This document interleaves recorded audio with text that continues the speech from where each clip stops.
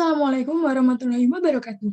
Halo, Aksatria 63. Selamat datang di video pembelajaran Rilis 3. Kali ini saya akan membahas beberapa soal di mata kuliah Matematika Diskrit pertemuan 8 sampai 11. Nah, sebelum menyimak video pembelajaran kali ini, ada baiknya kita belajar bersama-sama di rangkuman pembelajaran Rilis 3 yang bisa kalian akses di link yang telah dibagikan. Untuk pertemuan kita di 8 sampai 11, kita telah mempelajari induksi matematika, kombinatorial, teori bilangan, dan juga graf bagian 1. Tanpa berlama-lama, kita langsung saja ke contoh soal. Untuk pertemuan 8, yaitu induksi matematika. Contoh soal yang pertama, buktikan bahwa 1 kali 1 faktorial ditambah 2 kali 2 faktorial plus sampai n kali n faktorial sama dengan n plus 1 faktorial dikurang 1, manakala n bilangan bulat positif. Nah, n bilangan bulat positif berarti n lebih dari 0, artinya n dimulai dari 1. Proporsi n itu yang seperti kita lihat di soal tadi, itu 1 kali 1 faktorial tambah 2 kali 2 faktorial tambah sampai n kali n faktorial sama dengan n plus 1 faktorial dikurang 1. Ada 2 langkah, yaitu untuk langkah pertama, namanya adalah basis induksi. Nah, di sini kita akan membuktikan bahwa proporsi n sama dengan 1 adalah benar. Jadi, kita mulai, ini diambil dari sini. N kali n faktorial sama dengan n plus 1 faktorial dikurang 1. Untuk n sama dengan 1, kita substitusikan di ruas kiri sini, kita masukkan n sama dengan 1, yaitu 1 kali 1 faktorial sama dengan 1 dikali 1 sama dengan 1. Untuk di ruas kanan, yaitu sebelah sini, kita substitusikan nilai n sama dengan 1, yaitu n tambah 1 faktorial dikurang 1, sama dengan 1 plus 1 faktorial dikurang 1, sama dengan 2 faktorial dikurang 1, sama dengan 2 dikurang 1, yang hasil akhirnya adalah 1. Nah, jadi kedua ruas menghasilkan hasil yang sama, yaitu 1 sama dengan 1. Jadi, proporsi n sama dengan 1 adalah benar. Nah, untuk langkah yang kedua, misalkan proporsi n benar, maka diasumsikan bahwa proporsi n ini tadi bernilai benar. Itu bisa kita sebut dengan hipotesis induksi.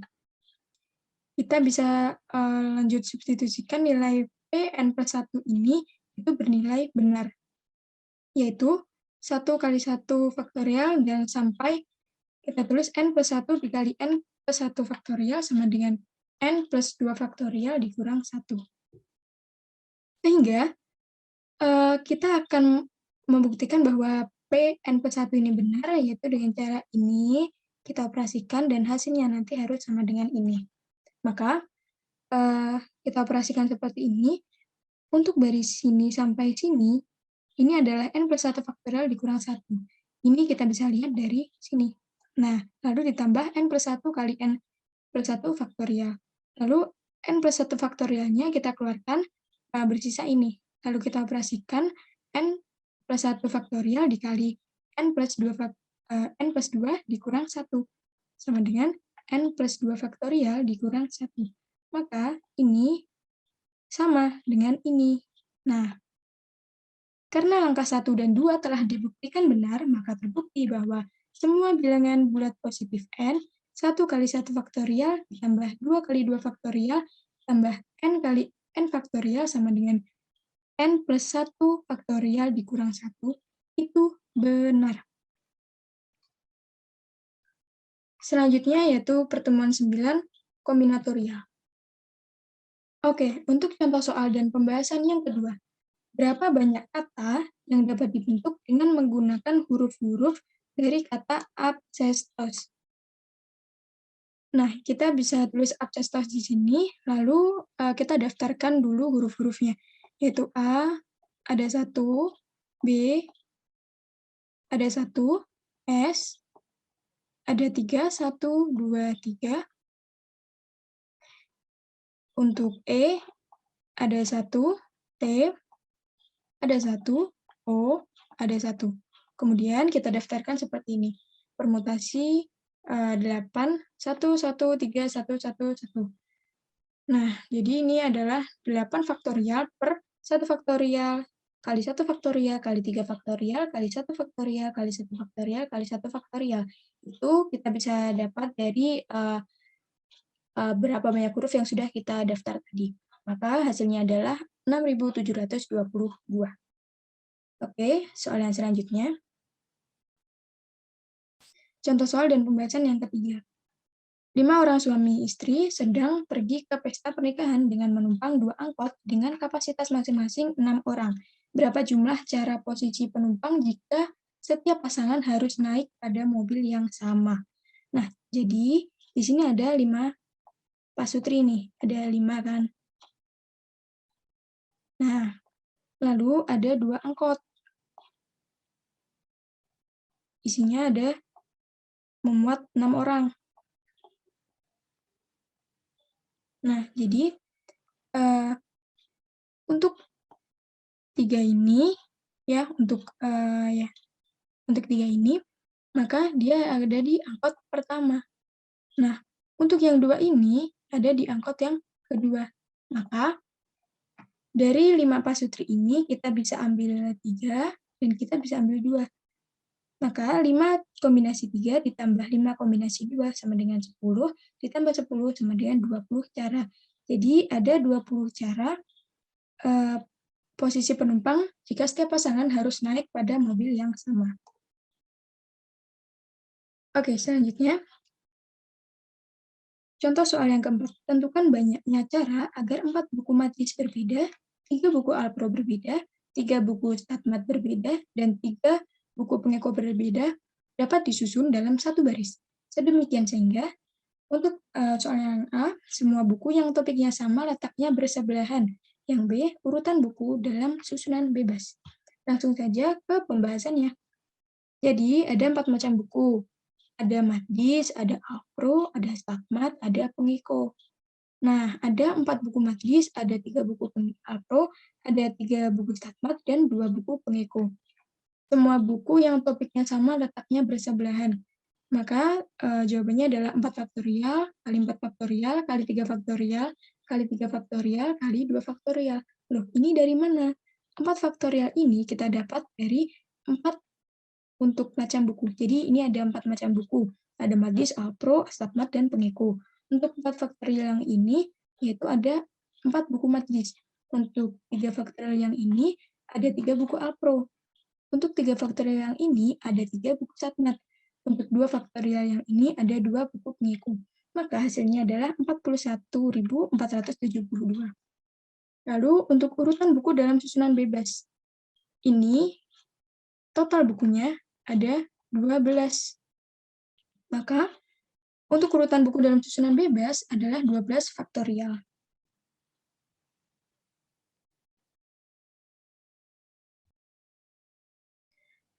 Oke, kita lanjut di contoh soal dan pembahasan kelima. Berapa banyak bit string dengan panjang 10 berisi paling banyak 4 bit dan banyaknya bit 0 dan bit 1 sama. Nah, jadi di sini kita bahas yang A dulu, paling banyak 4 bit. Berarti X itu dia kurang dari sama dengan 4. Artinya dia ada 4, 3, 2, 1, dan 0. Nah, oleh karena itu, kita bisa tuliskan seperti ini. 10 kombinasi 4 itu ada 4 ini. 10 kombinasi 3 itu 3, 10 kombinasi 2, 10 kombinasi 1, dan 10 kombinasi 0. Atau tidak ada bit sama sekali. Karena kan tadi paling banyak 4, maka kita tuliskan 4 ke bawah gitu. Nah, lalu hasilnya adalah 210 ditambah 120 tambah 45 tambah 10 ditambah 1 sama dengan 386. Untuk soal yang B, yaitu banyaknya bit 0 dan bit 1 sama. Nah, karena di sini ada 10 nih, berarti 110 ya. Karena ada 10 dan ada 2 macam bit, maka akan terbagi 5 untuk bit 0 dan 5 untuk bit 1. Maka dapat dituliskan 10 faktorial per 5 faktorial untuk bit 0 dan 5 faktorial untuk bit 1. Hasil akhirnya adalah 252. Oke, contoh soal ke-6. Berapa koefisien binomial dari X pangkat 12, Y pangkat 5 dalam ekspansi 3X plus 2Y pangkat 17? Langsung ke pembahasannya, kita punya persamaan ini. Jadi kita misalkan 3X ini sebagai A, 2Y ini sebagai B, dan 17 ini sebagai M. Nah, ini adalah rumus koefisien binomial. Maka sesuai permisalan kita tadi, yaitu A plus B pangkat 17. Nah, bagaimana sih cara mendaftar kombinasi sepanjang ini? Jadi, 17 ini akan tetap sampai akhir nanti. Kan ini X, Y ya. Nah, Y-nya ini kita bisa mulai dari 0, 1, 2, 3, sampai akhirnya adalah 17. Itu sebanyak N. N-nya kan tadi 17 kan? Lalu untuk pangkatnya ini gimana ya? Nah, pangkatnya itu dimulai dari A pangkat 17, B pangkat 0. Nah, B pangkat 0 kan 1 ya, maka tidak usah ditulis. Lalu di suku kedua, A pangkat 16, B pangkat 1. Jadi A-nya itu pangkatnya turun, lalu B-nya itu pangkatnya naik. Sampai di akhir suku, yaitu B pangkat 17 dan A-nya ini pangkat 0. Apakah 0? 1, maka tidak perlu ditulis. Nah, lalu yang ditanyakan tadi adalah koefisien dari X pangkat 12, Y pangkat 5. Kita bisa daftarkan persamaan-persamaan kombinasi ini sampai ketemu ini. A pangkat 12, B pangkat 5. Nah, koefisiennya adalah ini. Maka kita hitung kombinasi 17, 5. 17 kombinasi 5, yaitu 17 faktorial per 12 faktorial dikali 5 faktorial, sama dengan 6.188.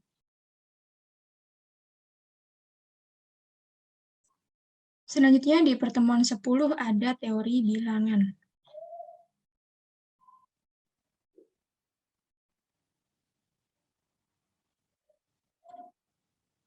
Nah, contoh soal ke-7. Misalkan ada A dan B bilangan bulat, A kongruen dengan 4 modulo 13 dan B kongruen 9 modulo 13. Temukan bilangan bulat C dengan C lebih dari sama dengan 0 dan C kurang dari sama dengan 12. Sedemikian sehingga untuk pertanyaan yang A, C kongruen 11B modulo 13. Pertanyaan yang B, C kongruen A pangkat 3 dikurangi B pangkat 3 modulo 13. Langsung saja di pembahasannya, seperti yang kita ketahui dari soal ini. Nah, kita harus menerapkan rumus yang ada di kotak putih ini, yaitu A modulo M sama dengan R, sedemikian sehingga A sama dengan M dikali I ditambah R, dengan syarat 0 kurang dari sama dengan R kurang dari M. Nah, ada di sini.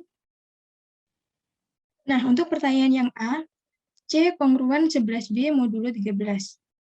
C kongruen 11, nah B-nya ini substitusi dari soal ini, yaitu B-nya kan 9, maka 11 kali 9 modulo 13. 11 kali 9 sama dengan 99 modulo 13. Hasilnya adalah 8 kongruen 99 modulo 13. Nah, 8 ini dari mana ya? Nah, kita bisa terapkan nih Porogapit, yaitu 99 dibagi 13. Yaitu 7 kali 13, yaitu 91. Jika dikurangi, hasilnya adalah 8. Nah, jadi sisa hasil ini yang akan menjadi jawabannya. Atau kita bisa tuliskan 99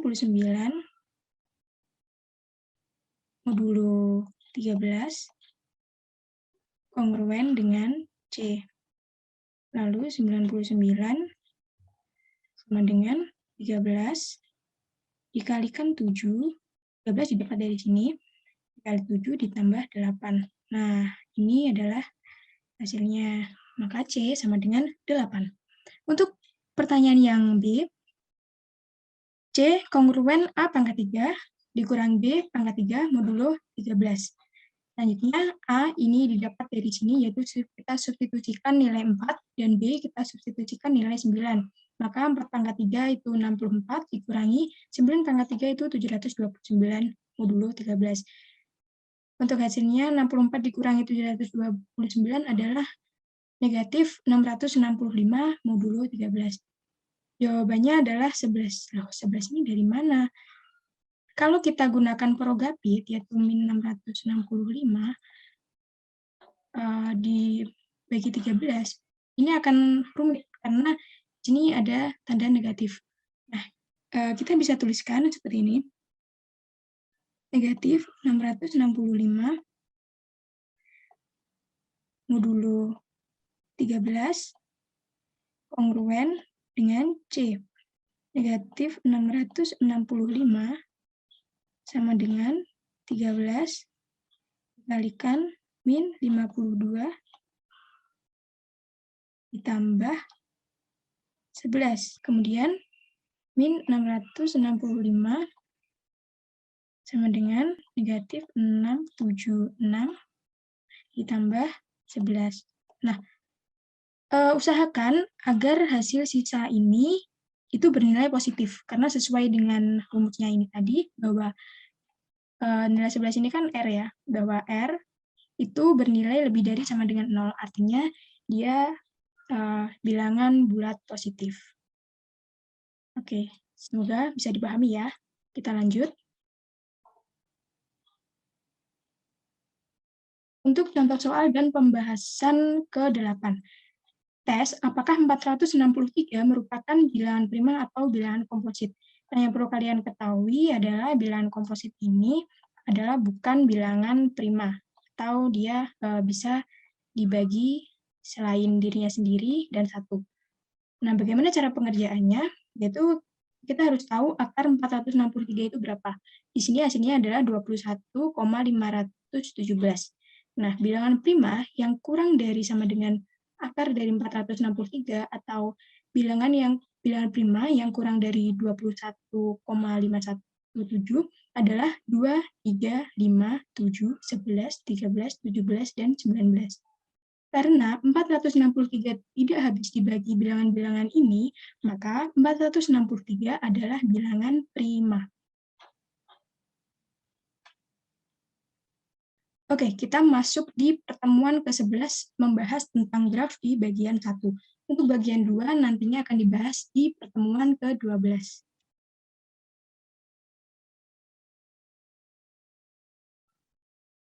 Contoh soal ke-9. Dalam graf G, tentukan himpunan titik-titik, himpunan garis-garis, dan titik-titik ujung masing-masing garis. Untuk yang soal B, loop, dan titik terasing.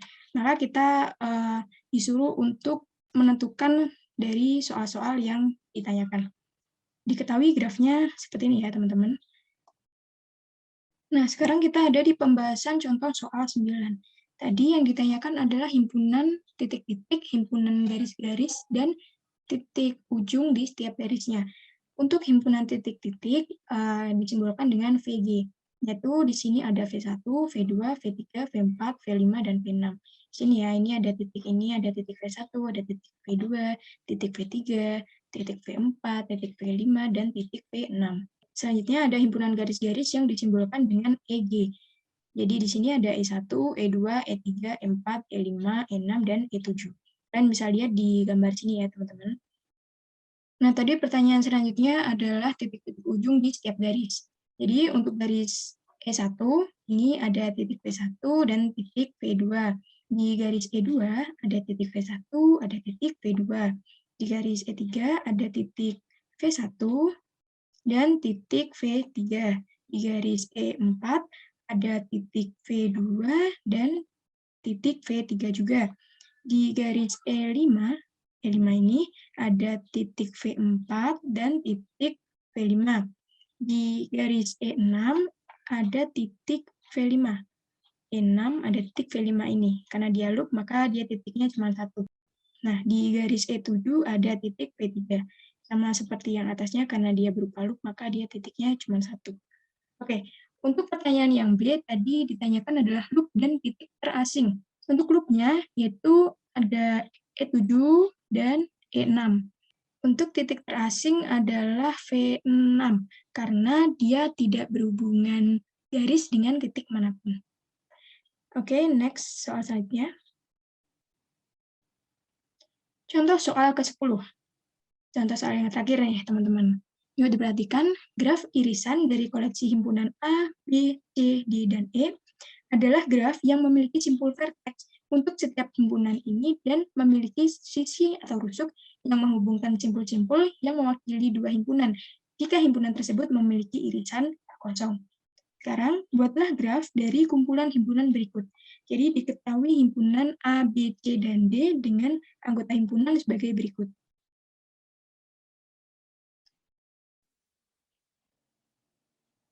Baik, sekarang kita ada di pembahasan contoh soal ke-10. Nah, di sini cuma diketahui himpunannya aja nih, tapi kita disuruh untuk ngebuat graf. Nah, gimana caranya ya? Oke, caranya adalah yang pertama kita tulis dulu aja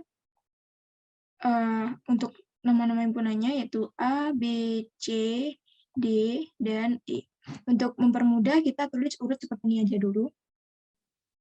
Nah, selanjutnya kita bisa cek nih, ketika ada anggota himpunan di antara dua himpunan ini ada yang sama, maka akan ditarik garis lurus. Nah, apabila tidak ada yang sama, maka tidak perlu ditarik garis lurus. Oke, mari kita mulai. Untuk A dan B, apakah ada yang sama? Ada, yaitu 0, 2, dan 4. Maka A dan B ditarik garis lurus. Selanjutnya, A dan C, apakah ada yang sama? Ternyata tidak ada, maka tidak perlu ditarik garis lurus. Oke, untuk A dan B, apakah ada yang sama? Ternyata ada, yaitu 6 dan 8. Maka A dan D ditarik garis lurus. A dan E, apakah ada yang sama? Ternyata ada, 0 dan 8. Maka A dan E ditarik garis lurus. Oke, lanjut. Ketika A udah selesai, maka lanjut ke yang B. B dan C, apakah ada yang sama? Yaitu ada, 1 dan 3. Maka B dan C ditarik garis lurus. B dan D, apakah ada yang sama? Ternyata tidak ada, maka tidak perlu ditarik garis lurus. B dan E, apakah ada yang sama? Ada, 0 dan 1. Maka ditarik garis lurus. Ketika B udah selesai, lanjut ke C. C dan D, apakah ada yang sama? Ternyata ada, 5 dan 7. Oh, 5, 7, dan 9. C dan D. Lalu C dan E, apakah ada yang sama? Ternyata ada juga, 1 dan 9. Maka C dan E ditarik garis lurus.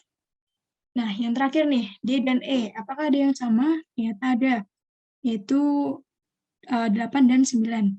D dan E ditarik garis lurus. Nah, udah selesai nih teman-teman. Sebenarnya ada banyak cara untuk membentuk graf. Kita juga bisa membentuknya seperti ini. Jadi tergantung urutan A, B, C, D, E-nya ini. Oke, semoga dapat dipahami dengan baik. Baiklah, sekian dari saya. Mohon maaf apabila ada kesalahan. Terima kasih atas perhatian teman-teman yang sudah menyimak sampai akhir video. Sampai jumpa di video pembelajaran rilis selanjutnya. Belajar dengan semangat agar dapat IP 4. Wassalamualaikum warahmatullahi wabarakatuh.